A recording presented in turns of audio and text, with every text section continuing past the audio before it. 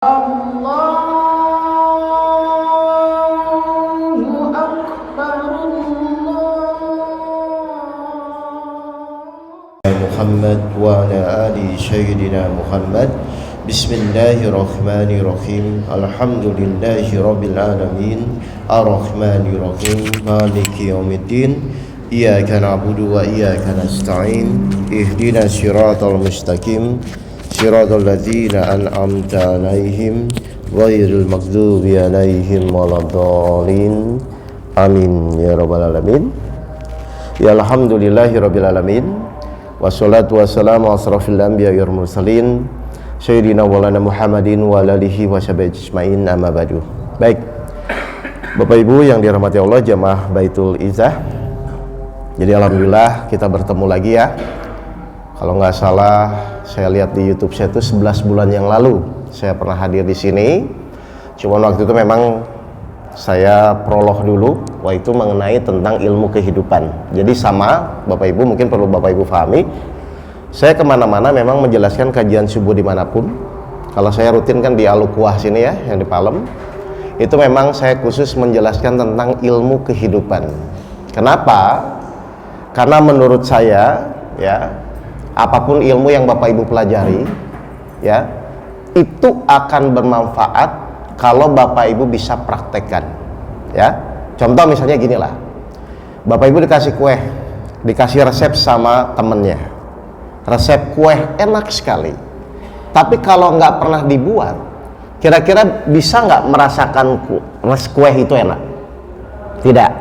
Jadi setelah Bapak Ibu mendapatkan resep, maka ketika Bapak Ibu ingin meyakinkan bahwa resep itu benar atau salah ya, enak atau tidak enak kue itu, berarti Bapak Ibu harus membuat, mempraktekkan dan merasakan. Jelas ya Bapak Ibu ya? Baik. Sekarang pertanyaan kedua, Bapak Ibu yakin nggak semua permasalahan kehidupan yang Bapak Ibu hadapi itu tuh solusinya ada di dalam Al-Quran? Yakin atau tidak? Yakin. Baik. Berarti sebenarnya untuk menyelesaikan masalah itu mudah atau sulit? Kenapa mudah? Karena semua solusi hidup itu ada di dalam Al-Quran. Jadi kalau Bapak Ibu masih kesulitan menyelesaikan masalah, kira-kira salah atau benar? Salah. Bapak Ibu kalau ada masalah itu sudah tenang atau masih pusing? Saya ulang lagi. Bapak Ibu yakin nggak bahwa Al-Quran ini sumber solusi hidup? Setiap masalah apapun yang Bapak Ibu hadapi itu harusnya solusinya ada di dalam Al-Quran. Yakin atau tidak? Baik, kalau yakin berarti semua permasalahan apapun, logikanya kalau Bapak Ibu mengikuti Al-Quran harusnya mudah atau sulit? Harusnya mudah dong.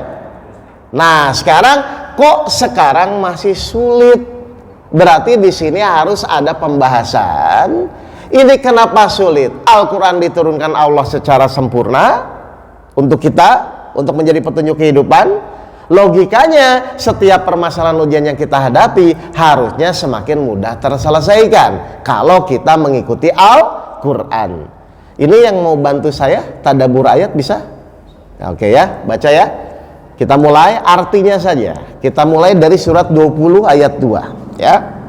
Jadi kalau memang Bapak Ibu yakin semua masalah itu harusnya ada solusinya di dalam Al-Quran, harusnya tidak usah pusing, tinggal mengikuti Al-Quran saja atau tidak. Surat 20 surat Toha ayat 2, silakan Pak. Kami tidak menurunkan Al-Quran ini kepadamu agar kamu menjadi susah. Baik, jadi Allah berjanji bahwa menurunkan Al-Quran kepada manusia itu agar hidup kita tidak menjadi susah. Jadi Allah tuh ingin hidup kita bahagia atau susah Pak? Bahagia. Kita pun kalau ditanya ingin hidup bahagia atau susah? Baik, Allah ingin kita hidup bahagia. Kita pun ingin hidup bahagia. Logikanya harusnya bahagia itu mudah atau sulit? Mudah. Berarti hidup yang benar itu harusnya bahagia atau menderita? Nah, kenyataannya belum tentu.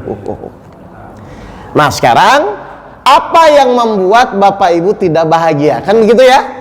Surat 20 ayat 123 124. Ini kita tadabbur saja lah, yang ringan-ringan saja.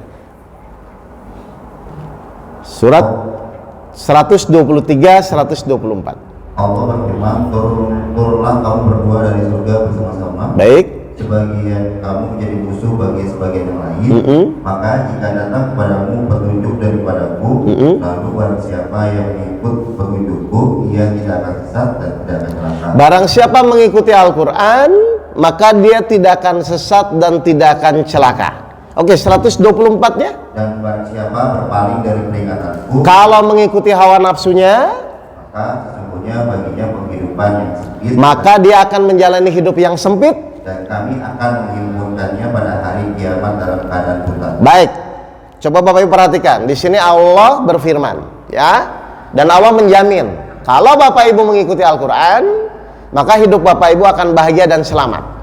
Tapi kalau Bapak Ibu berpaling mengikuti hawa nafsunya, maka Bapak Ibu akan menjalani kehidupan dengan hati yang sempit, bermasalah, gelisah, dan khawatir. Baik, sekarang pertanyaannya, berarti Bapak Ibu merasa berat, merasa gelisah, merasa khawatir di dalam menjalani hidup, itu tuh karena masalahnya atau karena tidak mengikuti Al-Quran? Oke, saya ulang ya. Berarti orang merasa pusing, merasa bingung itu karena masalahnya atau karena kurang mengikuti Al-Quran? Oke, berarti yang Bapak Ibu pusingkan tuh masalahnya atau harusnya secepatnya kembali kepada Al-Quran? Berarti sebanyak apapun masalah Bapak Ibu, harusnya kalau Bapak Ibu mengikuti Al-Quran, meskipun masalahnya belum selesai, masih banyak, kira-kira harusnya bahagia atau menderita? Jadi ada masalah, tidak ada masalah, yang benar tuh harusnya bahagia atau menderita? Nah Bapak Ibu biasanya kalau banyak masalah tuh semakin bahagia atau semakin menderita? Halo Pak, Bu. Jadi banyak orang tuh terjebak mindsetnya Pak, seakan-akan kalau banyak masalah menderita, kalau tidak ada masalah bahagia, kan begitu kan? Bukan begitu. Jadi ada masalah, tidak ada masalah pun, kalau Bapak Ibu benar-benar mengikuti Al-Quran, pasti tetap akan bahagia. Mau sedikit masalah pun, kalau Bapak Ibu tidak mengikuti Al-Quran, pasti tidak bahagia. Kan begitu sebenarnya. Tinggal sekarang, perasaan sih saya sudah mengikuti, ayo kita kupas. Apakah benar-benar sudah mengikuti, atau mungkin selama ini kurang mengikuti, atau bahkan tidak menyadari bahwa ternyata tidak mengikuti. Kan begitu kan? Contoh, sekarang tolong dijawab sejujur-jujurnya ya. Bapak Ibu kan kalau dikasih suatu ujian dari Allah atau permasalahan dari Allah, betul? Lalu kita ikhtiar, betul Pak? Mohon maaf, tujuan Bapak Ibu selama ikhtiar itu betul nggak untuk menyelesaikan masalah? Tolong jawab sejujur-jujurnya ya. Bapak Ibu kalau punya masalah, diberikan ujian oleh Allah, kan langsung berpikir bagaimana dengan ikhtiar yang kita lakukan supaya permasalahan kita selesai, betul? Kita sakit, lalu kita ke dokter. Kita punya hutang, kita berusaha untuk melunasi, betul nggak Pak? Ya, begitu ya semua ya. Nah, sekarang saya mau bertanya balik nih. Benar nggak selama ini niat kita ikhtiar itu ternyata tujuannya untuk menyelesaikan masalah? Betul atau tidak? Karena kenyataannya kalau nggak masalahnya nggak selesai, pusing kan Pak? Berarti benar nggak niat kita ikhtiar selama ini tuh ternyata tujuannya untuk menyelesaikan masalah? Betul? Baik. Al-Quran ada 6.666 ayat. Mungkin di sini ada yang hafiz juga ya. Sekarang saya mau bertanya. Tolong tunjukkan satu ayat saja kepada saya yang memang Allah tuh menyuruh, hei manusia nih saya kasih ujian, kamu dengan ikhtiar kamu, dengan kemampuan kamu selesaikan masalah kamu. Ada atau tidak? Kalau ada, ayatnya berapa? Kalau tidak ada, berarti selama ini Bapak Ibu ikhtiar tuh disuruh siapa niatnya begitu? Gak ada. Ada atau tidak? Tolong tunjukkan kepada saya satu ayat pun yang menyatakan, hei manusia ini saya kasih masalah, kamu selesaikan dengan kemampuan kamu, lalu ayatnya jelas. Kira-kira ada atau tidak? Kalau tidak ada, kenapa selama ini Bapak Ibu niat ikhtiar untuk menyelesaikan masalah? Silakan Pak, ada ayatnya. Paling mentok ayatnya Pak, ada 2 ayat yang saya lihat, surat 13 ayat 11 sama surat 8 ayat 53. Allah cuman untuk menyuruh merubah diri kita. Allah tidak akan merubah nasib suatu kaum, keadaan suatu kaum. Atau coba kita buka ayatnya saja, surat 8 ayat 53. Tapi tidak untuk menyelesaikan Pak. Makanya saya mau luruskan. Jangan-jangan Bapak Ibu selama ini bertahun-tahun hidup ikhtiar niat untuk menyelesaikan masalah. Silakan. Yang demikian itu adalah karena sesungguhnya Allah sekali-sekali tidak akan merubah sesuatu nikmat yang telah dianugerahkannya. Baik, Allah tidak akan merubah suatu nikmat keadaan suatu kaum yang dianugerahkan kepadanya. Terus? Kepada suatu kaum hingga kaum itu merubah apa-apa yang ada pada diri mereka sendiri. Jadi kita tuh di ayat ini disuruh merubah keadaan atau disuruh merubah diri kita sendiri Pak. Coba baca lagi Pak, pelan-pelan. Akhir. Ya. Dan sesungguhnya Allah Maha mendengar lagi. Enggak, sekali lagi. Yang Allah tidak akan merubah. Diulang. Allah sekali-sekali tidak akan merubah suatu nikmat yang telah dianugerahkannya kepada suatu kaum. Baik. Hingga kaum itu merubah apa-apa yang ada pada diri mereka sendiri. Baik, jadi Allah tuh menyuruh kita merubah diri kita atau menyuruh merubah keadaan. Nah, Bapak Ibu selama ini niat ikhtiar tuh merubah keadaan atau merubah diri? Oke, saya ulang ya. Bapak punya masalah, sakit. Tujuan Bapak sakit ke dokter tuh supaya sembuh atau merubah diri supaya Bapak layak ditolong Allah menjadi sembuh?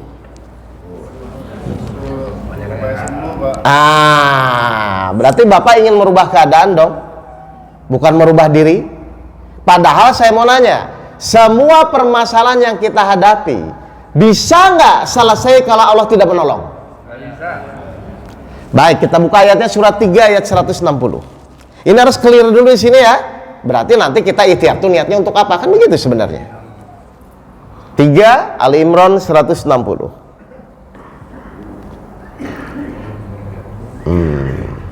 Apa kata Jika Allah? Allah menolong kamu, maka tak adalah orang yang dapat mengalahkan kamu. Terus? Jika Allah membiarkan kamu atau tidak memberi pertolongan, maka siapakah gerangan yang dapat menolong kamu selain dari Allah? Jadi masalah selesai itu karena kemampuan ikhtiar kita atau karena pertolongan Allah? Berarti yang benar itu Bapak Ibu tuh ikhtiar tuh niat supaya menyelesaikan dengan kemampuannya atau supaya ditolong Allah? Selama ini Bapak Ibu ikhtiar tuh niat menyelesaikan dengan kemampuannya atau supaya ditolong Allah? Jujur. Sudah berapa tahun Bapak Ibu niatnya supaya menyelesaikan masalah? Berarti secara sadar tidak sadar Bapak Ibu tuh mengikuti Al-Quran atau kurang mengikuti? Kenapa begitu Pak? Kita kan sudah tua semua ini. Jadi saya luruskan dulu ya. Jadi yang benar itu niat kita ikhtiar itu adalah bagaimana supaya kita layak ditolong Allah. Karena sehebat apapun Bapak Ibu, semampu Bapak Ibu pun ikhtiar, kalau Allah belum berkehendak untuk menolong maka tidak akan selesai. Tinggal sekarang kita tuh layak atau tidak ditolong Allah. Kira-kira kalau Allah menolong itu kepada kita, Allah tuh menolong kepada orang yang mengeluh atau kepada bersyukur? Nah Bapak Ibu tuh ketika dikasih masalah biasanya mengeluh atau bersyukur? Bersyukur. Ketika dikasih masalah, istri cerewet, ngomongnya apa kalau bersyukur? Alhamdulillah. Sudah begitu atau belum? Jadi banyak orang terjebak dengan permasalahan. Dia pusing dengan bagaimana cari jalan keluar Pak, tapi dia tidak memperbaiki akhlak dia kepada Allah. Padahal Allah menguji semua manusia itu bukan supaya Bapak Ibu dengan kemampuannya untuk menyelesaikan, bukan. Allah menguji manusia itu hanya ingin melihat akhlak Bapak Ibu saat diuji. Ketika seorang yang beriman, maka dia tetap sabar, ikhlas menjalani itu. Ketika dia kurang beriman, pusing, bingung, dan galau. Benar nggak tujuan Allah menguji manusia itu? Hanya ingin melihat akhlak kita. 29 ayat 2 dan ayat 3. Ini jadi poinnya. Jangan-jangan selama ini Bapak Ibu hanya fokus bagaimana supaya selesai akhlak Bapak Ibu sama Allah, nggak ada. 29 ayat 2 dan ayat 3. Benar nggak? Apakah manusia itu mengira bahwa mereka dibiarkan saja mengatakan kami telah beriman, sedang mereka tidak diuji lagi? Stop dulu Pak. Saya yakin, saya nanya yang hadir di sini, Bapak Ibu kalau saya tanya Bapak itu beriman atau kafir? Baik, beriman ya? Oke. Pertanyaan kedua, Bapak Ibu tahu nggak ketika Bapak Ibu konsekuensinya mengaku beriman, apa yang Allah berikan nantinya? Nah, diuji ya. Bapak Ibu tahu nggak ini? Bahwa ketika Bapak Ibu ngaku beriman, Allah pasti uji. Tahu ya? Atau baca lagi Pak, sebentar, 29 ayat 2 dulu. Apakah manusia itu mengira bahwa mereka dibiarkan saja mengatakan kami telah beriman, sedang mereka tidak diuji lagi? Padahal Setiap orang beriman itu akan diuji. Paham ya? Bapak Ibu tahu ini? Baik, pertanyaan kedua. Berarti nanti ketika dapat ujian, itu tuh nggak apa-apa atau pusing? Kenapa? Oh, nggak apa-apa pusing. Nggak apa-apa atau pusing? Nggak apa-apa. Karena Bapak Ibu mengerti bahwa ketika saya mengaku beriman, Allah itu pasti akan menguji. Jadi nanti kalau Bapak Ibu dapat masalah, dapat ujian tuh harusnya merasa bermasalah atau nggak apa-apa? Ya nggak apa-apa, ngaku beriman kan? Kan di sini nggak ada yang mau ngaku kafir kan? Jadi namanya konsekuensi kita ngaku beriman itu pasti akan diuji. Jadi wajar nggak kalau orang beriman tuh diuji? Berarti kalau wajar tuh biasa-biasa saja atau pusing? Biasa saja. Berarti kalau pusing tuh wajar atau tidak wajar? Ah, Bapak Ibu selama ini orang wajar, orang tidak wajar? Loh makanya saya ulang. Kan Bapak Ibu tahu apakah manusia itu hanya dibiarkan saja mengaku dirinya beriman padahal belum Allah uji. Jadi mengerti ini? Kalau Bapak Ibu ngaku beriman pasti akan diuji. Dan harusnya Bapak Ibu senang ketika mendapatkan ujian. Kenapa? Karena Allah percaya, berarti Bapak Ibu tuh orang beriman. Jadi Bapak Ibu pengen nggak diuji? Jangan berat-berat. Nggak, paham dulu ya di sini ya. Jadi konsekuensinya kita ngaku beriman itu pasti akan diuji. Terima tidak terima, itu caranya Allah ingin menguji kita. Nah, sekarang tujuan Allah menguji itu apa? Apakah Bapak Ibu memang disuruh menyelesaikan dengan kemampuan sendiri? Atau Allah hanya ingin melihat akhlaknya? Benar nggak dia beriman atau tidak beriman? Kan begitu kan Mbak? Ayat 3-nya, silakan Mas. Kenapa? Dan sesungguhnya kami telah menguji orang-orang yang sebelum mereka. Baik, sebelum kita pun, nenek moyang kita pun sudah diuji. Berarti Bapak tinggal mengikuti saja kan? Ya, jadi nggak usah merasa nggak pengen punya masalah apa. Pasti ada. Kakek nenek kita pun dulu begitu. Terus? Maka sesungguhnya Allah mengetahui orang-orang yang benar, dan sesungguhnya Dia mengetahui orang-orang yang dusta. Maka Allah akan tahu mana yang benar-benar beriman, mana yang sekedar hanya mengaku-ngaku beriman, benar atau dusta. Jadi kalau orang yang benar-benar beriman itu ketika diuji, tenang atau pusing? Tenang. Kalau orang yang ngaku-ngaku beriman atau yang dusta, tenang atau pusing? Ah, Bapak Ibu tuh yang benar atau yang dusta selama ini? Hah? Ayo silakan. Bapak Ibu renungkan dalam diri Bapak Ibu. Nah, iya, betul. Berarti kan intinya. Nah, selama ini kan Bapak Ibu hanya fokus adalah bagaimana masalahnya, kapan masalah saya selesai, betul? Bukan fokus meningkatkan akhlak Bapak Ibu kepada Allah kan? Padahal Allah menolong itu berdasarkan akhlak Bapak Ibu kepada Allah. Apakah ketika diuji Bapak Ibu tetap bersyukur, bersabar menjalani ujian itu? Atau emosi, marah-marah dan ingin segera secepatnya selesai?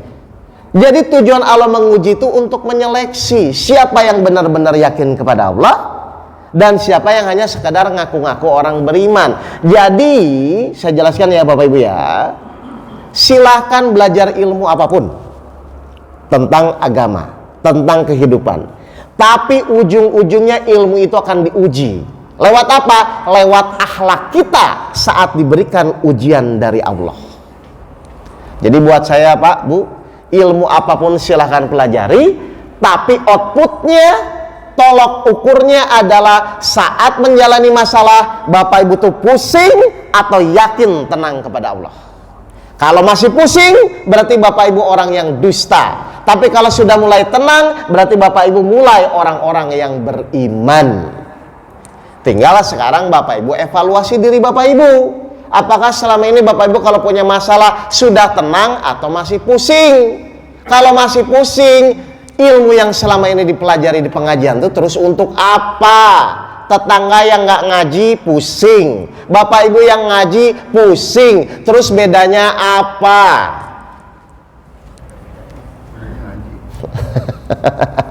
Kan tadi saya bilang, perbedaan kita beriman tidak beriman itu akan terlihat saat akhlaknya ketika diuji. Nah kadang-kadang orang lupa Pak, belajar, tapi dia lupa setelah belajar tuh mau ngapain. Paham ini Bapak dan Ibu ini? Maka sekarang kita akan fokus, carilah suatu ilmu ya, yang mudah, yang benar, yang kalau dipraktekkan hasilnya bahagia dunia dan akhirat. Kan begitu harusnya. Paham ini Bapak dan Ibu sekalian? Maka sekarang kita akan kunci terus bagaimana supaya ikhtiar yang kita lakukan itu mewujudkan, memunculkan pertolongan Allah. Kan begitu kan? Bagaimana caranya supaya Allah menolong? Jadi ikhtiar kita itu niatnya bagaimana supaya masalah selesai atau bagaimana supaya Allah menolong? Karena kalau Allah tidak menolong, sekecil apapun masalah tetap tidak akan selesai. Berarti fokus kita sekarang bagaimana supaya Allah mau menolong kita. Kan begitu harusnya. Baik, kita mulai surat Al-Baqarah ayat 45. Dari sini aja lah. Ya, Al-Baqarah ayat 45. Jadikanlah sabar dan sholat sebagai penolongmu, dan sesungguhnya yang demikian itu sungguh berat, kecuali bagi orang-orang yang khusyuk. Baik, jadi Allah di sini menuntut agar sholat kita, ya, yang kita lakukan dalam 5 kali sehari kewajibannya itu minimal harus fokus dan khusyuk. Ya, mohon maaf, Bapak Ibu tuh kalau sholat tuh pikiran fokus atau jalan-jalan, jujur saja. Itu dari kapan? Dari dulu. Nggak ada niat untuk memperbaiki Pak, Bu? Oke, nanti saya buktikan ya. Ini sampai jam berapa Pak? Oke, saya akan buktikan. Bapak Ibu yang hadir di sini, ya, yang hadir di sini, ya.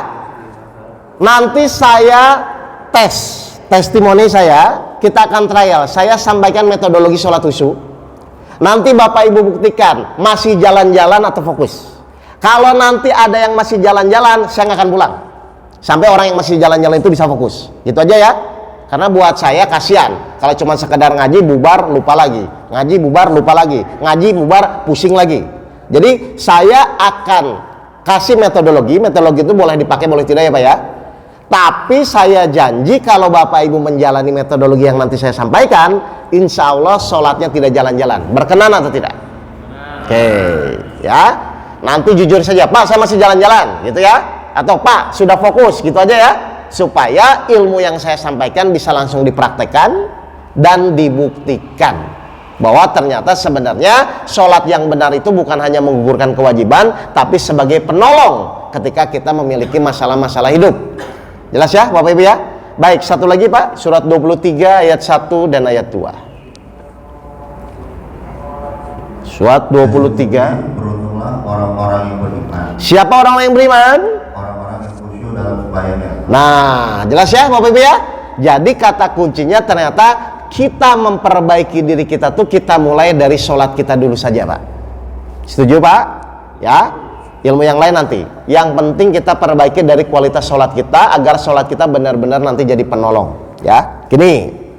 Sekarang, sebelum kita diskusi ini dan nanti kita praktekkan metodologinya, kita samakan dulu definisi sholat ya. Baik, menurut Bapak Ibu definisi sholat itu apa, Bapak dan Ibu? Sholat. Kalau dulu SD kita belajar ibadah yang diawali dengan takbiratul ihram dan diakhiri dengan ucapan salam. Itu waktu SD ya, waktu kecil. Nah sekarang karena kita sudah dewasa semua, mungkin definisi sholat apa Pak Bu? Bebas aja. Gimana Pak? Baik, definisi sholat, hubungan seorang hamba bisa. Ada lagi? Ayo biar nanti kata sepakat baru kita nanti praktekkan. Sholat definisinya. Oke, atau saya buat dulu definisi, nanti Bapak Ibu setuju atau tidak ya, diskusi ya. Benar nggak? Sholat itu adalah menghadap kepada Allah. Jasmani kita menghadap kiblat, ya, menghadap sini kiblat. Lalu ruhani kita menghadap Allah, ya. Karena harus ruhani yang menghadap Allah. Lalu menyampaikan bacaan sholat dengan bahasa Arab. Di situ ada pernyataan, pujian dan doa sesuai syarat dan rukunnya sholat. Setuju atau tidak? Oke, saya kupas ya. Jadi sholat itu menghadap kepada Allah, jasmaninya kepada kiblat, ruhnya kepada Allah, lalu menyampaikan bacaan sholat dengan bahasa Arab. Di situ ada pernyataan asyhadu alla ilaha illallah, pujian, Allahu akbar, subhanallah, walhamdulillah, dan permohonan ihdina siratal mustaqim, rabbikfirli warhamni, kan begitu kan? Lalu sesuai syarat dan rukunnya sholat. Jadi ada 3 poin: menghadap, lalu menyampaikan, dan sesuai syarat dan rukunnya sholat. Setuju Pak, Bu? Oke, sekarang menghadap kepada Allah. Contoh aja, contoh. Misalnya saya menghadap ke Bapak nih yang baca ayat. Nah, oke, menghadap ya. Siapa namanya? Pak Hendi. Pak Hendi, saya menghadap Pak Hendi.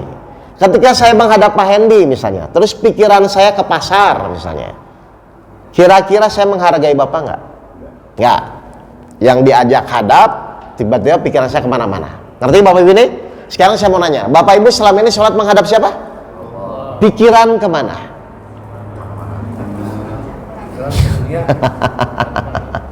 Apakah selama ini sholat kita menghargai Allah? Kurang. Jadi yang benar itu kalau sholat itu menghadap kepada Allah, pikirannya pun harus fokus kepada Allah. Bagaimana caranya? Kita praktekkan nanti. Benar nggak? Nanti Bapak Ibu akan fokus seperti yang nanti saya janjikan. Itu yang pertama ya. Jadi yang pertama kita harus menghadap kepada Allah. Yang kedua, setelah menghadap kita menyampaikan bacaan, Yang namanya menyampaikan itu berarti kita harus mengerti apa yang kita sampaikan atau boleh tidak mengerti, Pak? Harus mengerti ya. Yang namanya menyampaikan itu berarti kita mengerti apa yang kita sampaikan. Misalnya Bapak Ibu mohon maaf ketika sholat di atahiyat pertama, atahiyatul mubarakatuh sholawatu thayyibatulillah, mohon maaf, kira-kira Bapak Ibu selama ini mengerti artinya? Halo? Enggak kan Bapak Ibu misalnya sholat di atahiyat nih, atahiyatul mubarakatuh sholawatu thayyibatulillah, selama ini mengerti artinya? Silahkan jawab masing-masing. Berarti kalau tidak mengerti itu menyampaikan atau hanya membaca?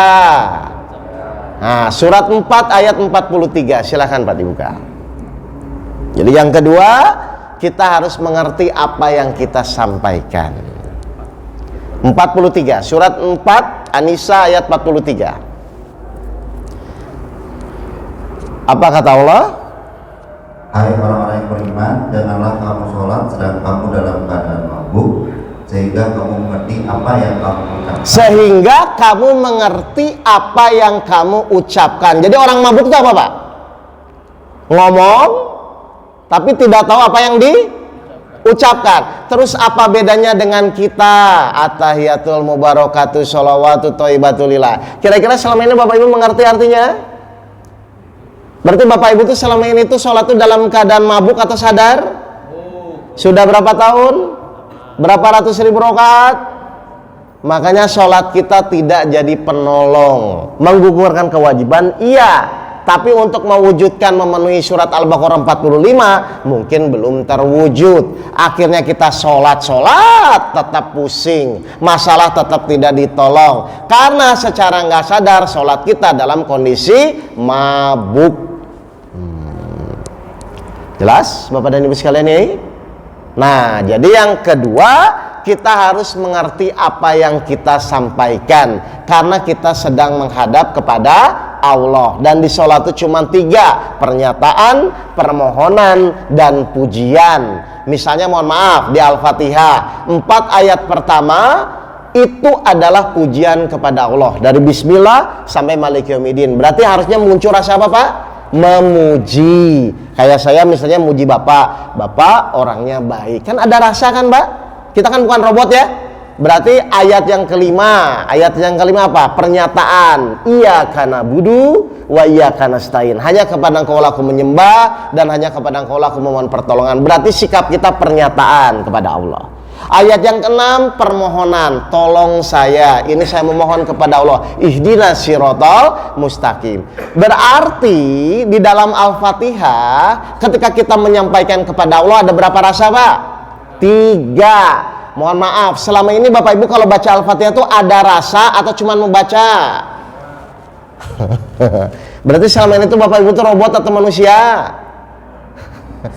Kalau manusia itu berarti harusnya ada rasa baik. Ini saya mau memuji Allah, Bismillahirrahmanirrahim, dengan rasa memuji. Ini saya mau janji pernyataan sama Allah, iyyaka na'budu wa iyyaka nasta'in. Ini saya mau memohon kepada Allah, saya butuh pertolongan Allah, ihdinas siratal mustaqim. Jadi setiap sholat itu Bapak Ibu harus memunculkan rasa. Bapak Ibu merasa dekat atau merasa jauh dengan Allah tergantung apa?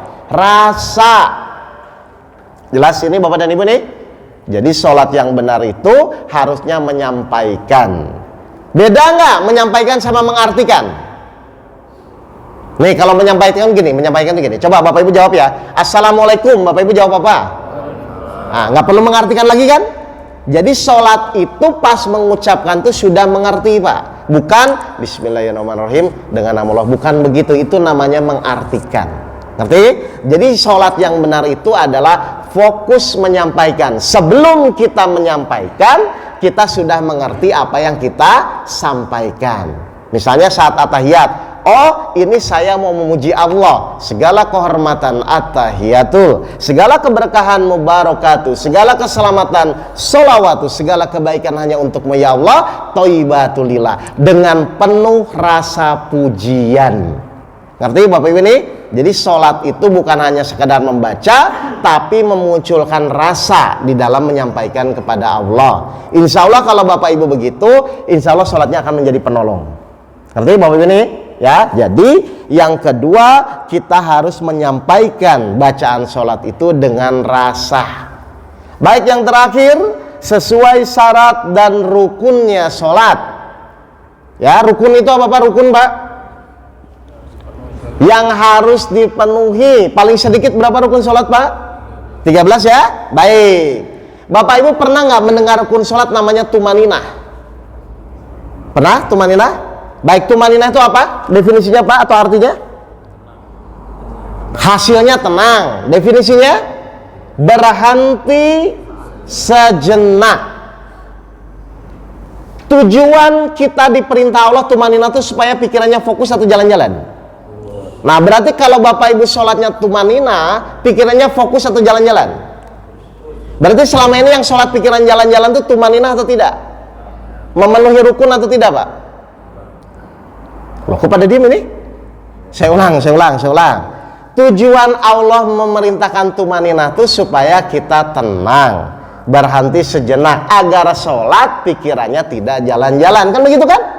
Berarti kalau Bapak Ibu tumaninah di dalam sholat, minimal pikirannya fokus. Kan begitu harusnya. Nah berarti sekarang kita akan mengupas juga di dalam sholat itu tumaninah gerakan dan tumaninah ucapan. Berhenti sejenak di antara dua gerakan dan berhenti sejenak di antara dua ucapan. Berarti saat menyampaikan kita harus praktek tumaninah. Jelas ya Bapak dan Ibu sekalian? Oke, sesuai janji saya, teorinya sudah paham. Saya langsung akan membuktikan metodologinya. Nanti Bapak Ibu praktekkan. Benar nggak? Kalau Bapak Ibu nanti sholatnya ucapannya tumaninah, pikirannya tidak jalan-jalan. Ya, kalau terbukti silahkan pakai sampai Bapak Ibu mati, sampaikan kepada saudaranya, keluarganya. Kalau tidak terbukti, anggap saja ini lagi silaturahmi. Gitu aja ya. Karena metodologi itu bisa dipakai, bisa tidak. Jelas ya? Tapi kalau nanti terbukti fokus, silahkan gunakan. Baik, sekarang saya akan praktekkan. Sholat itu terdiri dari jasmani dan ruhani. Saya ulang ya, jasmani dan ruhani. Contoh, ini saya mau ngambil gelas nih Pak. Perhatikan ya. Nih, saya mau ngambil tutup gelas ini. Oke, saya ambil ya. Ini yang mengambil siapa Pak? Jasmani. Saya ulang lagi ya. Ini saya mau ngambil. Manusia itu terdiri dari jasmani dan ruhani ya. Oke, ini saya ngambil nih tutup gelas. Ini yang ngambil siapa Pak? Jasmani. Kalau saya nggak ada ruhnya, bisa ngambil nggak? Nggak. Atau jam tuh, jam dinding itu tuh dia tuh muter tuh gara-gara mesinnya atau gara-gara baterainya? Nah, baterai sebagai penggeraknya, manusia sebagai penggerak, itu namanya ruhani. Berarti hakikatnya yang ngambil tutup gelas ini siapa hakikatnya? Ruhani. Dia menyuruh jasmani, kan begitu ya, untuk mengambil tutupnya, kan begitu Pak? Paham ini? Jadi penggeraknya tetap siapa? Ruhani. Di dalam sholat ada gerakan dan ucapan Pak. Berarti sebenarnya yang mengucapkan itu siapa sebenarnya? Ruhani. Bapak Ibu tahu ruhani mengucapkan itu dari mana? Ayo, saya mau nanya. Kan kata Bapak Ibu, sholat itu kan terdiri dari gerakan dan ucapan. Gerakannya jasmani, tapi tetap sumbernya dari ruhani. Misalnya si ruhani mau menyampaikan bacaan sholat, misalnya baca Bismillahirrahmanirrahim. Berarti si ruhani nyuruh siapa? Nyuruh jasmani. Siapa jasmani yang disuruh? Mulut. Ngerti Pak? Pertanyaan kedua, taunya mulut mengucapkan itu dari mana? Taunya mulut mengucapkan dari mana? Bergerak. Terdengar di telinga. Oke, kita praktekkan. Ini sederhana kok Pak. Jadi kalau ruhaninya ingin sholat, berarti si ruhani menyampaikan, menyuruh kepada mulut. Mulut didengarkan oleh telinga. Berarti konsentrasinya di mana Pak? Telinga. Telinga itu mendengarkannya ayat per ayat atau kata per kata. Kalau ayat per ayat itu Bismillahirrahmanirrahim. Kalau kata per kata berarti Bismillahirrahmanirrahim. Yang mana? Satu atau dua? Dua ya. Jadi si telinga ini fokusnya adalah nanti mendengarkan kata per kata yang Bapak sampaikan. 17 ayat 110. Silakan Pak. Surat Al-Isra ayat 110. Nanti kita langsung buktikan ya, bareng-bareng ya. 17 ayat 110. Katakanlah, serulah Allah atau serulah Ar-Rahman dengan nama yang mana saja kamu seru. Terus? Ia mempunyai Asmaul Husna. Dan janganlah kamu mengeraskan suaramu dalam sholatmu. Janganlah kamu terlalu mengeraskan suaramu dalam sholatmu. Dan janganlah pula merendahkannya. Tapi nggak boleh juga terlalu pelan. Jadi sholat itu boleh dalam hati nggak Pak? Tidak ya? Janganlah engkau mengeraskan suaramu dalam sholatmu dan jangan pula engkau merendahkannya. Terus Pak? Dan janganlah jalan tengah di antara keduanya. Berarti tetap harus terdengar. Berarti cukup terdengar di telinga masing-masing. Atau bahasa umumnya disirkan. Oke, saya ulang ya. Jadi tugas telinga apa Pak? Mendengarkan apa? Bacaan yang disampaikan ruhani, kata per kata atau ayat per ayat Pak? Kata per kata ya. Jadi tolong telinganya akan fokus mendengarkan Bismillahirrahmanirrahim. Kata per kata ya. Oke, kita buktikan. Matanya boleh merem nggak Pak? Mata harus melihat Pak. Melihat tempat sujud ya. Mata tidak boleh merem ya. Tapi sentralnya di telinga. Jadi kita akan sekarang menggeser. Yang tadinya di pikiran, kita geser ke telinga. Berarti telinga fokus mendengarkan kata per kata. Siap ya? Oke, satu ayat dulu Pak, kita praktek. Oke, semua siap? telinganya fokus mendengarkan kata per kata. Satu ayat dulu aja. Bismillahirrahmanirrahim. Siap ya? Hitungan ketiga Bapak Ibu mulai. Telinganya fokus mendengarkan. 1, 2, 3. Silakan sampaikan. Telinganya fokus mendengarkan. Silakan. Jalan-jalan nggak? Nah, coba sekali lagi. Coba yang kedua. Alhamdulillah Hirobil Alamin. Siap ya? Satu ayat dulu. Siap, satu ayat. Siap. 1, 2, 3. Silakan. Jalan-jalan nggak? Ayo, siapa yang masih jalan-jalan? Loh, kok bingung? Coba sekarang. Coba. Ngerti ya? Jadi telinga itu tugasnya mendengarkan kata per kata ya. Baik, coba Bapak Ibu baca surat Al-Ikhlas saja. Al-Ikhlas, tapi tetap kata per kata ya. Qul huwallahu ahad. Kata per kata ya. Siap. Al-Ikhlas 4 ayat, siap ya. Matanya melihat tempat sujud. Telinganya fokus mendengarkan. 1, 2, 3. Silakan sampaikan.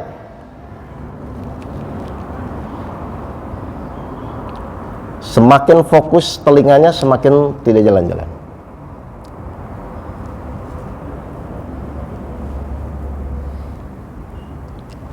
Jalan-jalan nggak?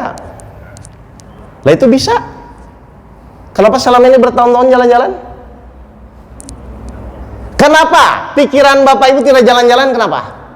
Ini saya mau nanya, kenapa? Karena dirubah sentralnya. Selama ini Bapak Ibu sholat kan di pikiran. Saya geser, sekarang sentralnya di telinga. Makanya Bapak Ibu jadi fokus. Ngerti nggak ini? Ini simpel kok. Baik, sekarang saya buktikan lagi ya. Coba sekarang baca Al-Fatihah. Semakin Bapak Ibu mendengarkan, fokus mendengarkan, insya Allah tidak akan semakin lari. Jadi Al-Fatihah 7 ayat ya. Tapi telinganya Pak, mendengarkan kata per kata ya. Baik, kita mulai Al-Fatihah. 1, 2, 3. Silahkan sampaikan. Telinganya fokus mendengarkan kata per kata.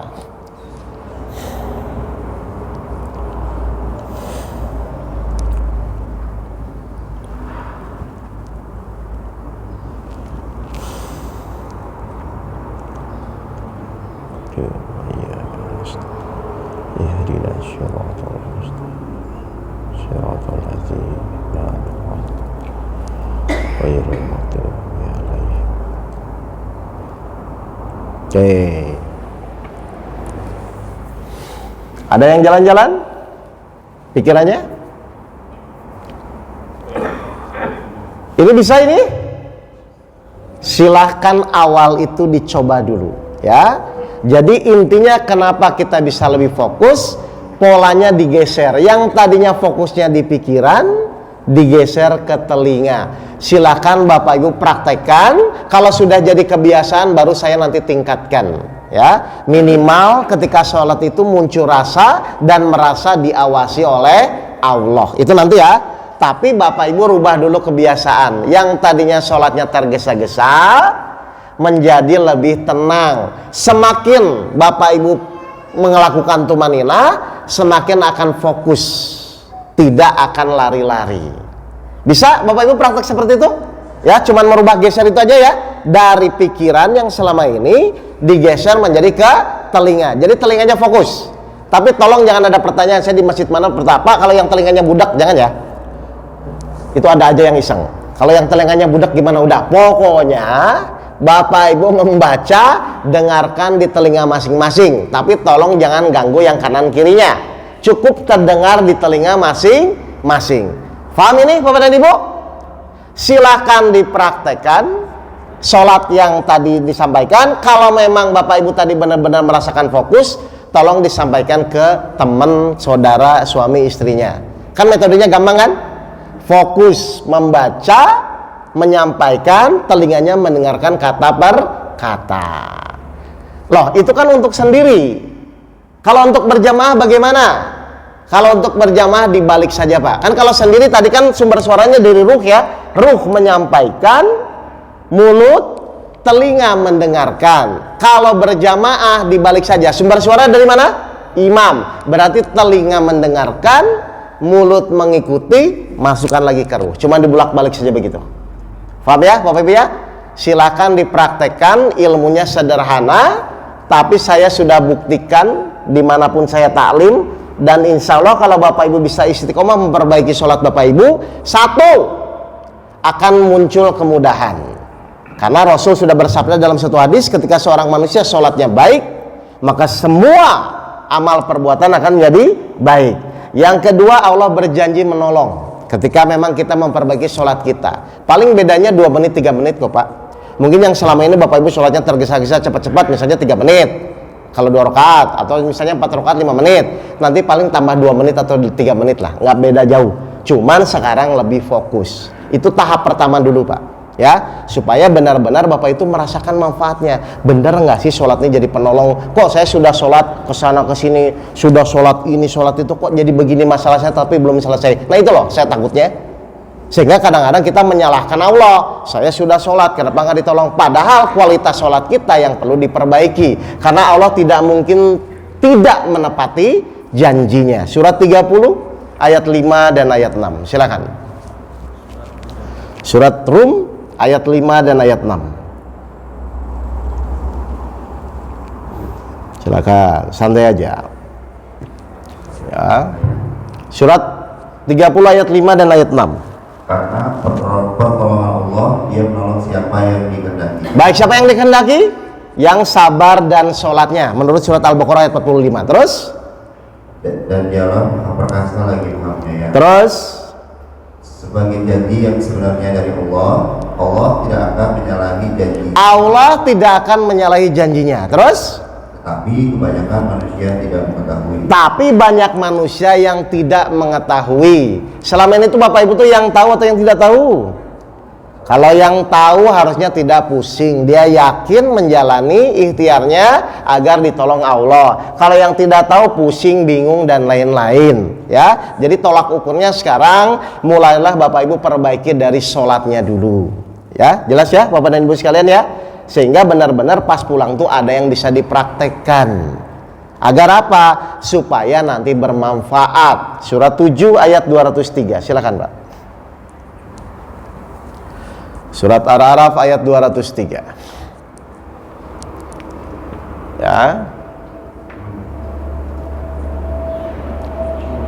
Tenang saja. 7 ayat 203. Dan apabila kamu tidak membawa suatu ayat Al-Quran kepada mereka, mereka berkata, mengapa tidak kamu buat sendiri ayat itu? Terus? Katakanlah, sesungguhnya aku hanya mengikut apa yang diwahyukan dari Tuhanku kepadaku. Al-Quran ini adalah bukti-bukti yang nyata dari Tuhanmu. Baik, saya mau bertanya dulu Bapak Ibu. Al-Quran ini adalah bukti-bukti yang nyata. Bukti nyata itu apa Pak? Al-Quran ini adalah bukti-bukti yang nyata. Bukti yang nyata itu apa? Bukti yang nyata itu apa? Kalau Bapak Ibu jalani, kira-kira akan terjadi nggak? Nah, itu maksudnya. Kalau Bapak Ibu jalani, hai orang-orang yang beriman, jadikanlah sabar dan sholat sebagai penolongmu. Berarti ketika Bapak Ibu jalani iman, sabar, sholat yang benar, kira-kira Allah pasti menolong nggak? Atau Allah berfirman, bersama kesulitan akan ada kemudahan. Itu kalau kita jalani akan terjadi nggak?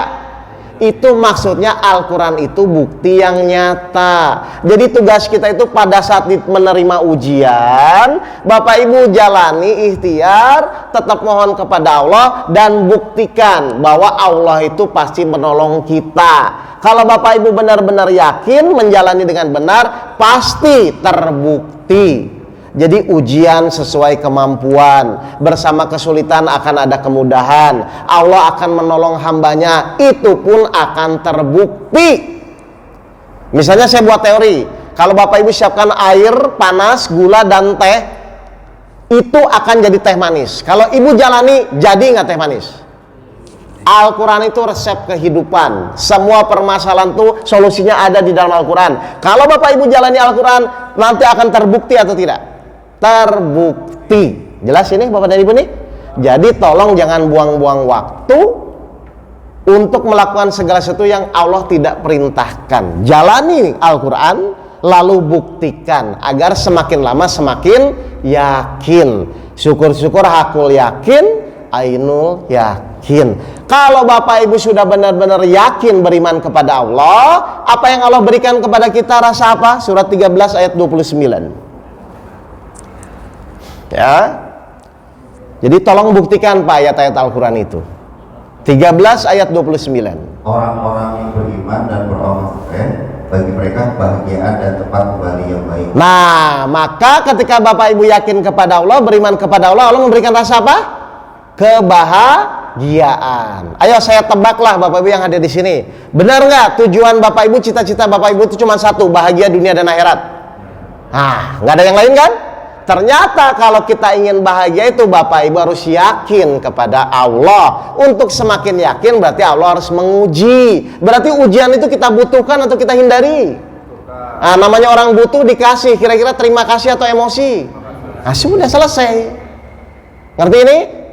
Silakan jalani, silakan buktikan. Baik, terakhir Pak, Al-Baqarah 260.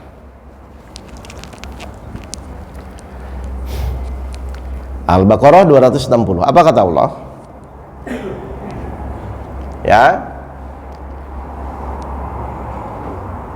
Dan ingatlah ketika Ibrahim berkata, "Ya Tuhanku, perlihatkanlah padaku bagaimana Engkau menghidupkan orang-orang mati." Terus Allah berfirman, "Belum yakinkah kamu?" Ibrahim menjawab, "Aku telah meyakinkannya, akan tetapi agar hatiku tetap mantap dengan imanku." Allah berfirman, "Kalau demikian, ambillah 4 ekor burung, lalu cincanglah semua olehmu." nah, ini oke. Ini tuh Ibrahim tuh ingin apa Pak? Membuktikan supaya semakin yakin. Nah, tujuan Allah ngasih ujian itu bukan Bapak Ibu pusing dengan ujiannya. Maksudnya ini ujian, kamu jalani teori Al-Quran, kamu buktikan, oh iya ya, masalah seberat apapun kalau Allah nolong selesai. Akhirnya kalau sudah begitu, kalau sudah terbukti, harusnya semakin pusing atau semakin yakin?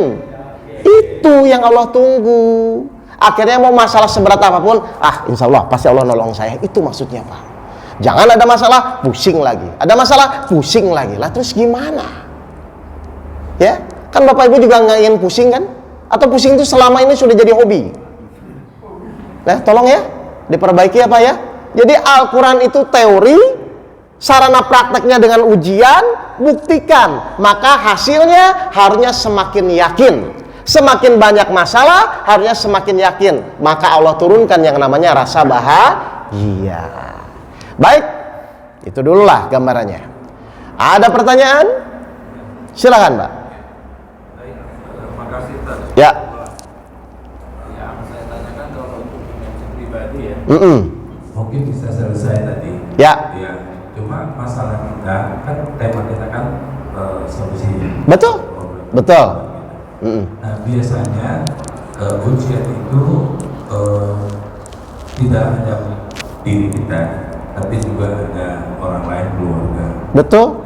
Ada juga ketika kita bermasyarakat juga. Ya. Di kantor dan sebagainya. Nah, letak ikhtiarnya kalau menurut saya kan tetap ada. Oh harus, betul. Ya. Tetap ada, bukan berarti semata-mata begini. Kalau tadi kan memperbaiki akhlak kita dengan sholat kita fokus. Itu awal bukan ya. Oke. Nah, itu mau saya ya. katakan. Baik. Apalagi nanti kita begini ketika dengan keluarga bisa saja ujian itu salah ngomong, ya kan? Ya. Dan itu menyakiti. Betul. Ya kan? Atau dampaknya orang lain ya justru buat statement yang tidak baik. Misalnya. Ya. Itu juga ujian kan? Betul. Kita bisa sabar atau tidak. Nah, tetap saja kan ikhtiarnya harus. Misalnya kalau ada yang statement yang salah, paham yang salah, ikhtiarnya kan harus memanggil, minta maaf. Itu kan ikhtiarnya. Kalau enggak, ya tetap saja. Baik, saya jawab ya. Baik, bagus. Ini sebenarnya belum masuk materi itu Pak. Itu materi sabar. Ini masih materi sholat kan tadi. Hai orang-orang beriman, jadikanlah sabar dan sholat sebagai penolongmu. Kan ini masih sholat ya. Baik, kalau gitu saya jawab yang tentang sabar ya. Baik, kita buka surat 64 ayat 11. Bagus, kita langsung saja berarti ke sana materinya. Tapi sholat sudah paham ya Pak ya? Tinggal sabar berarti sekarang. Atau saya mau nanya dulu gini sebelum saya buka ayatnya. Sabar itu tuh diam atau tetap menjalani? Awas, hati-hati. Sabar itu bukan diam. Kalau diam itu namanya pasrah, Pak. Jadi sabar itu adalah ikhtiar tetap maksimal, tapi ketika ada suatu kejadian yang menimpa diri kita, kita tetap menerima dan menjalani, Pak. Paham ini, Bapak Ibu ini? Rasul tuh sabar nggak? Tapi kenapa dia perang, Pak? Berarti bukan diam dong. Itu kan maksud Bapak kan? Oke, sekarang bagaimana caranya menyingkapi ketika ada orang ngomong sana sini macam-macam? Tetap Bapak Ibu harus menjalani, tetap harus menyampaikan, tapi sikapnya bagaimana menurut Al-Quran? Kan begitu aja kan, Pak? Baik, kita mulai surat 64 ayat 11. Tidak ada suatu musibah pun yang menimpa Tidak ada suatu musibah pun, kejadian apapun yang menimpa seseorang, kecuali dengan izin Allah. Kecuali itu apa, Pak? Kecuali dengan izin Allah. Kecuali itu apa? Pak, kecuali itu apa? Kecuali? Berarti yang di ayat ini tuh yang terjadi, kejadiannya dulu baru izin Allah, atau izin Allah dulu baru kejadian? Izin Allah dulu atau kejadian dulu? Bapak tiba-tiba dimaki-maki sama orang, itu tuh maki-makinya dulu atau izin Allah dulu, Pak? Setuju? Pertanyaan kedua sekarang. Berarti harusnya yang Bapak Ibu lihat pertama kali itu izinnya Allah atau maki-makinya? Enggak, selama ini jujur. Halo, Pak? Oke, sekali lagi baca ayatnya, Pak, pelan-pelan. Tidak ada suatu musibah pun yang menimpa seseorang. Tidak ada suatu musibah, kejadian apapun yang menimpa diri kita, kecuali dengan izin Allah. Kecuali dengan izin Allah. Kenapa Allah pengumuman di ayat ini? Berarti Allah tuh inginnya izinnya dihormati atau tidak dihormati? Kalau dihormati berarti harusnya diterima dulu atau marah dulu? Terimanya bukan karena dia maki-maki, bukan karena kita takut, Pak. Tapi menerima itu karena saya menghormati ini atas izin Allah. Itu yang Allah tunggu. Jelas ini, Pak? Baik, lanjut berikutnya. Terus? Dan barang siapa yang beriman kepada Allah, maka menerimanya izin Allah itu harus dengan iman atau dengan akal? Nggak bisa kalau dengan akal, Pak. Gimana ceritanya difitnah orang kita diterima? Kalau dengan akal. Tapi kalau dengan iman diterima nggak? Karena ini izin Allah. Dan barang siapa beriman kepada Allah, apa lanjutannya? Dia akan memberi petunjuk kepada hatinya. Maka Allah akan memberikan petunjuk kepada hatinya. Innallaha ma'as sabirin. Jadi Bapak Ibu terima dulu semua kejadian. Baik ya Allah, saya nggak tahu ini baiknya di mana, tapi saya terima. Setelah diterima nanti Bapak Ibu akan dikasih petunjuk atau ide. Oh, begini caranya. Oh, saya tuh berarti harusnya melakukan itu, idenya nanti dari Allah. Seperti waktu Rasulullah nyuapin pengemis Yahudi. Kira-kira pas Rasulullah nyuapin tuh dimaki-maki atau dipuji-puji? Itu yang Rasul lihat tuh pengemisnya atau izin Allahnya? Ah, coba kalau Bapak Ibu nyuapin dimaki-maki, kira-kira tetap menerima tuh, ngejejelin tuh. Kenapa? Paham ya, Pak ya? Ketika hidup kita selalu setiap kejadian izin Allah, tapi kita jalan dengan kesabaran, apa yang Allah turunkan? 13 ayat 28. Bagus. Sebenarnya nanti materinya, tapi ya udahlah. Ya, nanti diperdalam. 13 ayat 28. Silakan. Yaitu orang-orang yang beriman dan hati mereka menjadi tentram dengan mengingat Allah. Ingat apanya? Semua kejadian yang terjadi atas izin Allah. Terus? Ingatlah hanya dengan mengingat Allah. Ingatlah hanya tuh satu atau dua, Pak. Jadi kalau Bapak Ibu ingin tentram hatinya, melihat kejadian, melihat orang atau melihat izin Allah, tidak ada cara lain. Ingatlah hanya, terus? Hati menjadi tentram. Nah, ingatlah hanya dengan mengingat izin Allah, hati kita tentram, hati kita bahagia. Ternyata semua kejadian yang Allah kasih itu maksudnya Bapak Ibu supaya bisa berzikir bahwa segala sesuatu kejadian itu harus atas izin Allah. Mohon maaf ya Bapak Ibu. Selama ini tuh Bapak Ibu kalau ada kejadian, ada orang yang maki-maki, suami istri marah-marah, kira-kira tuh yang dilihat tuh izin Allahnya atau orangnya biasanya? Itu dari kapan itu? Astagfirullahaladzim. Jelas Pak? Oke, silakan. Silakan. Bukan di kita, misalnya istri dengan anak. Iya. Salah paham. Betul. Komunikasi. Tapi Bapak melihat itu kan? Iya. Ah. Kan sebagai kepala rumah tangga. Betul. Misalnya. Betul. Kita tetap ikhtiarnya. Loh, betul. Menyelesaikan. Betul. Oke, saya kupas ya. Artinya dipanggil, ikhtiarnya dipanggil. Oke, bagus. Saya lanjut ya ayatnya ya. 46 ayat 35. Kita lihat aja. Baik, surat 46 ayat 35. Ini yang awas, hati-hati hatinya di sini, Pak. Kita lihat Maka bersabarlah kamu seperti orang-orang yang mempunyai keteguhan hati. Stop. Jadi Allah memerintahkan kepada Nabi dan Rasul pun bersabar dulu, menerima itu suatu kejadian. Terus Dari Rasul-Rasul telah bersabar. Terus. Dan janganlah kamu meminta disegerakan atau azab bagi mereka. Oke, terus? Pada hari mereka melihat azab yang diancamkan kepada mereka. Oke, tugas kita apa? Terus Seolah-olah tidak tinggal di dunia melainkan sesaat pada siang hari. Oke. Inilah suatu pelajaran yang cukup, maka tidak dibinasakan melainkan kaum yang fasik. Oke, ada Al-Quran yang Indonesia satu lagi, biar Bapak paham. Ada satu lagi Pak yang warna biru, yang warna abu-abu. Ada? 46 ayat 35. Atau ini Pak, baca yang dari saya Pak, biar kita lebih clear ya, biar lebih jelas. Bagus ini langsung. Nanti Bapak tetap panggil anaknya, tetap panggil istrinya, betul. Tapi kita lihat niatnya apa, ya. Silakan Pak, ini baca Pak. Nah, sekali lagi baca. Bapak perhatikan langkah-langkahnya ya. Maka bersabarlah engkau Muhammad sebagaimana kesabaran Rasul-Rasul yang memiliki. Oke, Rasul-Rasul dulu pun kan disuruh bersabar kan di dalam menjalani ujian hidupnya. Terus? Dan janganlah engkau meminta agar azab disegerakan untuk mereka. Terus? Pada hari mereka melihat azab yang dijanjikan. Terus? Mereka merasa seolah-olah tinggal di dunia hanya sesaat. Oke. Pada siang hari. Terus? Tugasmu hanya menyampaikan. Tugasmu apa? Hanya menyampaikan. Pertanyaan saya, kalau yang disampaikan tidak berubah, Bapak marah atau tidak? Berarti Bapak itu selama ini menyampaikan atau merubah? Ah? Bukan. Ini saya mau bahas dulu ayat ini, saya mau jawab. Nanti Bapak pertanyaan berikutnya ya. Enggak, ini saya mau menjelaskan dulu. Kita pakai Al-Quran ya, jangan pakai keinginan kita ya. Enggak, sebentar. Saya mau jawab dulu Bapak itu. Bapak itu ngerti, soalnya Bapak itu ngerti.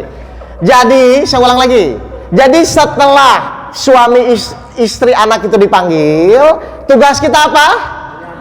Hanya menyampaikan. Menyampaikan sama merubah beda atau sama? Beda dong. Kalau menyampaikan mau berubah tidak berubah ya hanya disampaikan. Tugasmu hanya tuh boleh yang lain enggak? Berarti yang merubah siapa nantinya? Allah. Saya kasih contoh dulu, 28 ayat 56. Nanti tenang Pak, nanti saya jawab yang Bapak. Saya pikir tidur, tapi langsung jawab. Oke, Bapak itu mancing soalnya. 28 ayat 56, silakan. Sesungguhnya kamu tidak akan. Ini aja. Yang ini Pak pakai yang ini ya. Ada nggak Al-Quran yang ini? Ya, sebentar. Ini biar enak nih. Soalnya 28 sebenarnya itu juga nggak start ya. 28 ayat 56. Ya, silakan Pak. Ini biar Bapak Ibu sadar dulu. Coba. Sungguh engkau Muhammad tidak dapat memberi petunjuk kepada orang-orang yang engkau kasihi. Siapa? Nabi Muhammad pun tidak bisa merubah Pak, sampai pamannya mati dalam keadaan kafir. Siapa? Tetapi Allah memberi petunjuk kepada orang yang Dia kehendaki. Selevel Nabi Muhammad saja tidak bisa merubah orang yang dikasihi. Kita sama Nabi Muhammad hebat mana? Terus kenapa Bapak Ibu ingin merubah? Jelas Bapak Ibu nih? Jadi tugas Nabi pun hanya menyampaikan. Urusan merubah itu kembali kepada urusan Allah. Hanya Allah yang membolak-balikan hati. Makanya nanti ada pelajaran kita disuruh tawakal Pak. Itu kan belum. Ngerti ini Bapak Ibu ini? Jadi setelah menerima kejadian, kita disuruh bertawakal kepada Allah. Tawakal itu apa? Hanya menyampaikan, hasilnya dikembalikan kepada Allah. Mau dia berubah tidak berubah itu bukan urusan kita, tapi kita wajib menyampaikan. Sampai kapan? Allah nyuruh istiqomah, berarti tetap menyampaikan terus menerus. Jengkel salah, berarti pasti ingin merubah. Jadi yang namanya menyampaikan tuh nothing tulus. Sampaikan saja. Kamu jangan begini, hukuman silakan jalani. Tapi hati kita sadar bahwa hanya nanti Allah yang bisa merubah. Hanya Allah yang bisa membolak-balikan hati. Jadi wajib nggak menyampaikan? Wajib. Pertanyaan ketiga, kalau kita sudah menyampaikan, orang yang disampaikan tidak berubah, kita bertanggung jawab nggak? Tidak. Bapak nanti bilang, loh ya Allah kan saya sudah menyampaikan, kenapa engkau tidak merubah? Paham Pak? Baik, silakan. Saya udah kunci dulu, sini. Silakan. Karena Nabi Muhammad pun tidak bisa merubah, Nabi Nuh pun tidak bisa merubah kanan anaknya, Nabi Ibrahim pun tidak bisa merubah bapaknya. Silakan.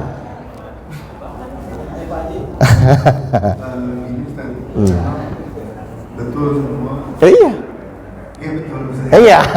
Ya sudah kalau betul. Ada misalnya kalau saya tuh saya bilang seperti teori tukang parkir gitu. Betul, terus? Kasih tanya, ini narang siapa? Karena Allah. Ya udah selesai. Oh enggak, begitu. Ada model. Ya enggak. Cuma kan ini ada yang memaknainya itu dengan sabar, sabar itu untuk ikhtiar.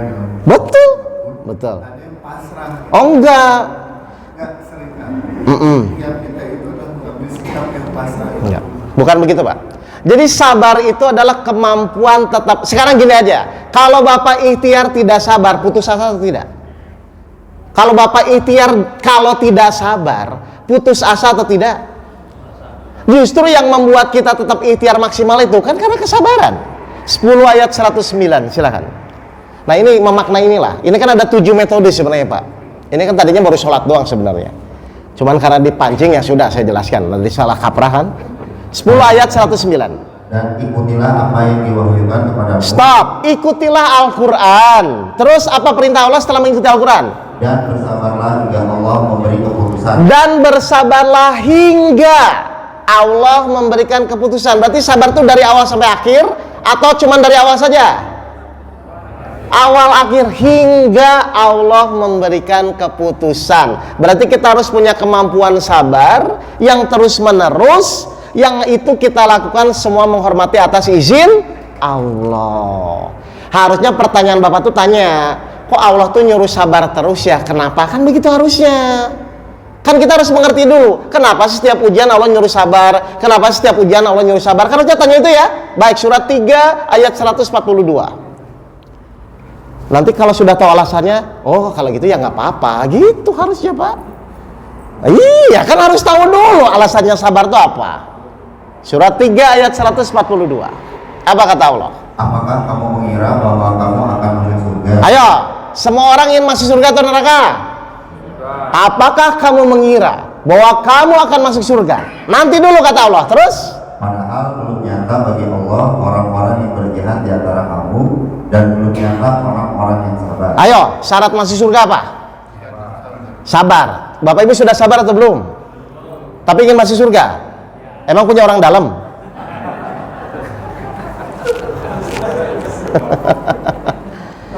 Nah itu loh, Allah memerintahkan itu pasti bukan untuk menzolimi kita Pak. Allah memerintahkan itu pasti ada sebab akibat. Kenapa setiap orang ujian disuruh sabar? Ternyata Allah itu secara nggak sadar memaksa kita masuk surga. Jadi Bapak Ibu ingin sabar atau ingin tidak sabar? Kalau ingin sabar itu berarti perlu istri yang baik atau yang menjengkelkan? Berarti senang atau emosi? Katanya ingin sabar. Ya artinya kalau ekstrimnya berarti kan kita harus sadar, oh istri saya masih dibuat menjengkelkan, anak saya masih dibuat nakal. Tuh ternyata ada keinginan Allah supaya Bapak Ibu jadi sabar sesuai doa Bapak Ibu ingin masuk surga.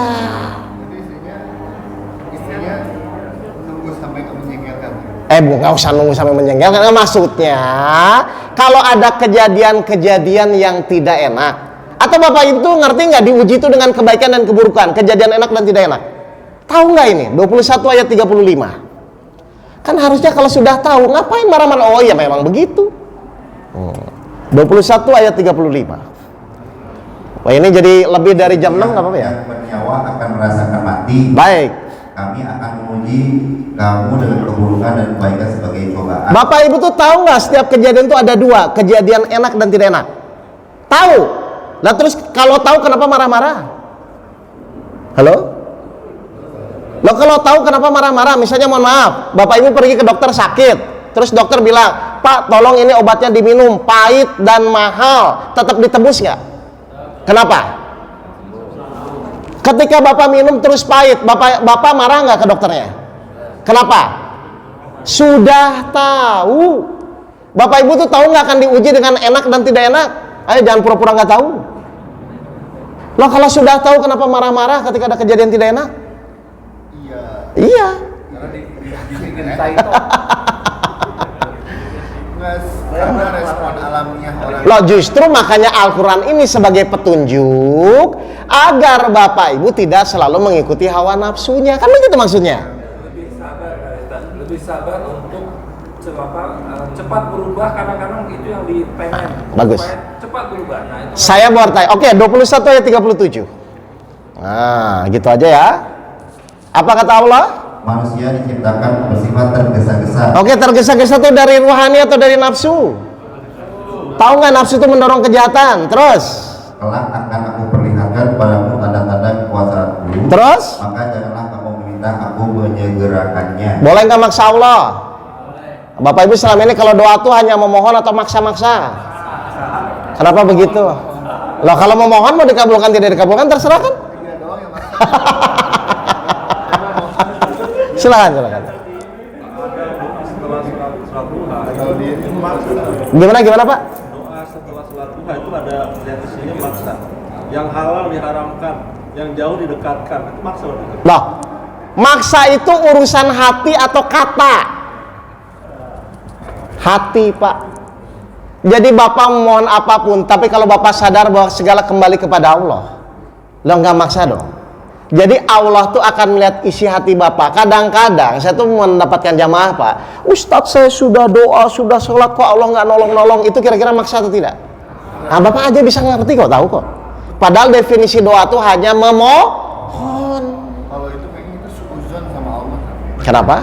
Dia berprasangka buruk. Pokoknya apapun itu, Allah melihat isi hati kita. 17 ayat 25. Udah. Pokoknya perbaiki Pak akhlak kita Pak. Beres nanti lama-lama. 17 ayat 25. Tuhanmu lebih mengetahui apa yang ada di dalam hatimu. Ayo, kalau Bapak hanya menyampaikan, orang yang disampaikan berubah tidak berubah, masalah atau tidak? Selama ini masalah. Berarti kalau masalah itu Bapak Ibu itu sebenarnya merubah atau menyampaikan. Kan Allah tahu itu. Padahal selevel Rasul pun tidak bisa merubah pamannya yang mati tetap dalam keadaan kafir. Itu menunjukkan hanya Allah yang bisa membolak-balikan hati. Kalau hanya Allah yang bisa membolak-balikan hati, kenapa Bapak Ibu tidak melayakkan diri ditolong Allah agar Allah merubah hatinya? Contoh, ketika Bapak Ibu misalnya anak nakal, Bapak Ibu tuh biasanya ingin merubah anak nakal itu atau merubah diri Bapak Ibu jadi sabar, barulah Allah yang merubah anaknya. Mana yang benar mekanismenya? Merubah langsung anaknya atau merubah diri jadi sabar? Innallaha ma'as-sabirin, Allah beserta orang-orang sabar. Nantilah Allah baru merubah anaknya. Yang satu, yang kedua. Biasanya Bapak Ibu yang satu, yang kedua. Nah, terus Bapak Ibu selama ini ngikutin siapa kalau begitu? Silakan. Yo, mulai muncul nih pertanyaan saya coba. Ya udah ada paham lah gitu Ya. Tipnya nih. Bagus. Respon manusia normalnya nih. Ya, bagus. Ada masalah, langsung enggak. Nah, responnya supaya kita sabar tuh apa? Bagaimana supaya kita mulai terbiasa, betul Pak? Kalau saya dulu pas latihan pertama Pak, diajarkan guru saya, itu saya print aja semua atas izin Allah, tempel di pintu, di kamar, di ruang tengah. Jadi pas istri marah-marah, oh izin Allah. Oh izin Allah. Di mobil di setir tulis semua atas izin Allah, gitu aja. Loh, kecil aja. Karena manusia itu ternyata makhluk yang tergantung kebiasaan. Mohon maaf, Bapak misalnya pertama kali sholat tahajud seminggu 2 minggu berat nggak Pak? Setelah 3 bulan? Oh, 3 bulan. Tergantung kebiasaan Pak. Jadi ini namanya zikir perbuatan sebenarnya yang saya ajarkan. Ngerti Pak? Jadi kita nggak perlu teknik yang jauh-jauh, tulis saja biar oh ini izin Allah, oh ini izin Allah, gitu loh Pak. Mulai berzikir lah. Silakan Pak. Ya. Kenapa ya Allah itu kalau semakin sayang sama hambanya, semakin ujiannya? Baik. Kita buka Al-Baqarah 286.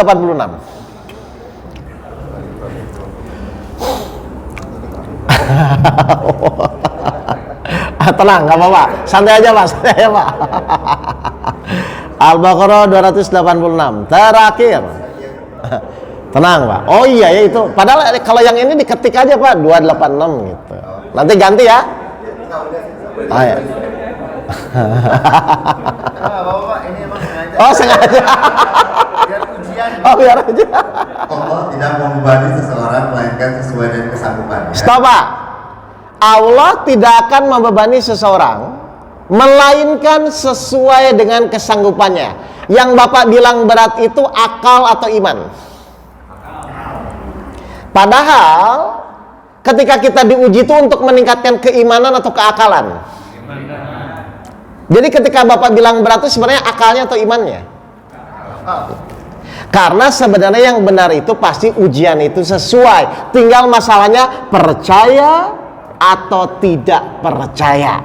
Kemarin ada jamaah saya di Semarang Pak, dia curhat, saya punya masalah gini, suami saya cerai, hutang saya banyak, anak saya nggak mengerti saya. Akhirnya saya bilang stop Bu, mohon maaf saya bukan mau dengerin, kalau saya dengerin sejam juga nggak beres-beres. Sekarang pertanyaan saya awal saja, seyakin apa ibu tuh ketika punya masalah Allah akan menolong? Karena semua masalah itu akan bisa selesai bukan karena solusinya, tapi seyakin apa dengan masalah ini ibu yakin akan ditolong Allah. Jadi kalau nanti ada orang cerita masalah Pak, di stop dulu. Kenapa? Percuma kalau dia pas menjalani masalah tidak yakin kepada Allah. Jadi kebanyakan orang itu bukan di masalahnya Pak, karena dia tidak yakin. Padahal ayatnya jelas, Allah sesuai praduga, hadisnya praduga prasangka hambanya. Jadi Bapak Ibu mau cerita masalah seberat apapun, saya cuma nanya, seyakin apa bahwa masalah Bapak Ibu itu pasti ditolong Allah? Contoh, hutang 5 miliar dengan hutang 5 juta, lebih cepat mana yang lunasnya? Secara umum, kalau 5 juta tidak ditolong Allah, 5 miliar ditolong Allah, kira-kira mana yang lebih cepat lunas? Berarti ada masalah besar nggak? Nggak ada. Masalah besar itu kalau Allah tidak menolong. Masalah kecil itu kalau Allah menolong. Tinggal pertanyaannya, Bapak Ibu tuh layak atau tidak ketika diberikan masalah itu ditolong oleh Allah. Jadi Bapak Ibu berat itu, karena kan Bapak Ibu mengukur kemampuan Allah berdasarkan akalnya kan. Padahal setiap permasalahan kalau Allah menolong, mau berat mau kecil itu akan mudah bagi Allah. Jelas ini Bapak dan Ibu nih? Jadi bukan pada letak masalahnya ya Pak ya, tapi seyakin apa bahwa kita tuh akan ditolong Allah. Sekarang statement yang kedua, sebenarnya yang berat tuh ujiannya atau godaan iblisnya? Ujian udah ditakar kok. Sebenarnya yang berat tuh ujiannya atau godaan iblisnya? Ketika ibu mendapatkan suatu ujian, terus Bapak Ibu ikhlas menjalani, berat atau ringan? Ringan. Kenapa kok berat? Karena iblis masuk menggoda Bapak Ibu. Tinggal nanti bagaimana cara supaya lolos dari godaan iblis, itu metodologinya ada, namanya ikhlas. Nanti saya jelaskan. Sabar Pak, ini kan baru pertemuan pertama. Tadi saya jelasin sholat rencananya. Oh, kedua ya? Ketiga. Ya itu kan tetap nah harusnya. Ngerti ya Pak ya? Jadi sebenarnya berat atau ringan itu coba sudut pandangnya bukan dari sudut pandang kita. Karena semua masalah kalau Allah nolong kan beres. Tinggal yakin atau tidak, kan begitu kan? Makanya di Al-Baqarah ayat 2 apa yang pertama? Al-Quran tidak ada keraguan. 45 ayat 20. Coba satu lagi. Ini sudah lewat ini ya? Oh biarin. Al-Quran ini adalah pedoman bagi manusia. Oke, Al-Quran pedoman bagi semua manusia. Setuju ini? Tapi kita lihat Pak, yang terakhir, statement terakhir. Petunjuk dan rahmat bagi kaum yang meyakini. Tapi petunjuknya untuk siapa? Tidak semua kan Pak? Nah, jadi kita bicaranya bukan masuk akal, tidak masuk akal. Kita bicaranya percaya atau tidak percaya? Padahal saya mau nanya ya, toh Bapak Ibu mau percaya tidak percaya pun tetap masalah harus dijalani kan? Ayo pilih, percaya tetap dijalani atau tidak percaya tetap dijalani? Kan nggak ada pilihan juga. Atau saya balik, yang membuat ibu kurang yakin sama Allah ada nggak? Halo? Coba, yang membuat Bapak Ibu kurang yakin sama Allah ada atau tidak? Nah kalau tidak, kenapa nggak yakin-yakin? Saya yakin Ustadz, tapi enggak. Yakin ya yakin. Kenapa Pak? Oh nggak amal. Iya artinya tuh, kalau tidak ada alasan yang membuat Bapak Ibu tidak percaya kepada Allah, kenapa nggak percaya gitu loh? Atau saya mau bertanya nih, kalau sudah percaya masih mikir nggak? Kalau sudah percaya masih mikir atau tidak? Nah, Bapak Ibu itu biasanya sudah percaya atau masih mikir? Lah kalau masih mikir ya nggak percaya dong Pak. Ngerti Bapak Ibu ini? Nanti kita jelaskan lah satu persatu ya. Tapi yang jelas tadi jelas ini. Jadi sabar itu bukan diam. Kenapa? Mikir tuh memikirkan sesuatu yang di luar petunjuk atau yang di dalam petunjuk. Kan kita dikasih akal itu maksudnya. Dan barang siapa beriman kepada Allah, niscaya Allah akan memberikan petunjuk kepada hatinya. Nah Bapak mikir tuh ngikuti petunjuk Allah, bukan memikirkan sesuatu yang di luar petunjuk. Kalau di luar petunjuk namanya hawa nafsu, punya masalah ingin cepat selesai. Itu petunjuk atau nafsu? Kenapa Bapak Ibu selama ini kalau punya masalah ingin cepat selesai? Dari mana itu ceritanya? 16 ayat 1. Kan begitu aja. Pikiran itu dipakai buat ngikuti petunjuk, bukan mikir yang di luar itu. Ketetapan Allah pasti datang. Percaya gak? Terus? Maka janganlah kamu meminta agar dipercepat datangnya. Ayo, siapa yang selalu minta dipercepat-cepat?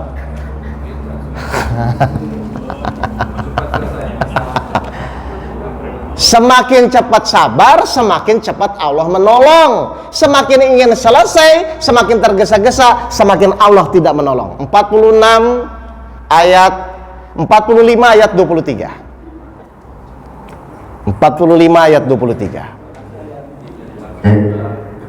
Maka pernahkah kamu melihat orang yang menjadikan hawa nafsunya sebagai Tuhannya, dan Allah membiarkannya sesat dengan sepengetahuannya, dan Allah telah menguji pendengaran dan hatinya serta meletakkan tutup atas penglihatannya. Kalau Bapak Ibu terus mengikuti apa yang diinginkan nafsunya, akhirnya silahkan, aku tutup pintu mata telinga hatinya. Akhirnya hidupnya selalu dalam keadaan sempit. Padahal nggak ada masalah, padahal kaya, tapi tetap dia tidak bahagia. Jelas ya? Ayolah, sekarang kita sudah tua semua, kita mulai kembali kepada Al-Quran. Kalau Bapak Ibu punya masalah, lihat SOP-nya di Al-Quran itu bagaimana. Jangan dulu, oh harus begini, nanti dulu lihat Al-Qurannya seperti apa. Karena kita percaya Al-Quran itu petunjuk. Baik, itu dulu ya Bapak dan Ibu sekalian. Alhamdulillah mulai hidup ya. Nanti kapan-kapan kalau saya kesini lagi, ayo tanya aja nggak apa-apa Pak. Selama saya masih ditolong Allah untuk bisa jawab, saya jawab. Oh iya, kurikulumnya harusnya memang kurikulum ini kan awal lagi. Kenapa? Enggak, ini kan ada sabar, sholat, ikhlas kan belum ini. Enggak, kan sholat belum. Nanti itu 7 itu dasar. Yang telinga tadi udah. Oh itu metode lama. Ini ada metode pembaruan. Nah ini sholat metode lama betul. Saya udah menjelaskan sholat pakai rasa belum kan? Belum kan, ini makanya sekarang bertapa. Ya? Loh memang harus jangan tergesa-gesa. Iya. Nah jadi kita bertahap ya. Baik. Udahlah pokoknya intinya gini. Harusnya semakin merasakan ketenangan, udah gitu aja ya. Jadi saya ulang ya. Jadi intinya tolong ikhtiar niatnya tuh dirubah, bahwa saya niat ikhtiar itu supaya Allah menolong. Dan ternyata Allah akan menolong ketika ikhtiar yang kita lakukan itu dalam keadaan selalu bersabar kepada Allah. Ternyata sabar itu syarat masuk surga. Jadi kalau Bapak Ibu ingin masuk surga, berarti pengen sabar atau pengen cepat selesai? Sudah, kalau pengen sabar beres kan? Berarti ketika masalah tidak selesai, Bapak Ibu masalah nggak kalau ingin sabar? Masalah. Kan ingin sabar. Ya dah, nanti kita jelaskan lagi ya. Baik. Baik. Sekali lagi terima kasih Bapak Ibu sekalian. Mohon maaf kalau ada kata-kata saya menyinggung, Pak, Bu, dimaafkan ini. Baik, sampai ketemu lagi di kajian berikutnya. Mohon sekali lagi, mari kita tutup ta'liq kita dan bacaan hamdalah dan doa kafaratul majelis. Alhamdulillahirabbil alamin. Subhanallahumma wa bihamdika asyhadu an la ilaha illa anta astaghfiruka wa atubu ilaik. Wabil taufiq wal hidayah. Assalamualaikum warahmatullahi wabarakatuh. Waalaikumsalam.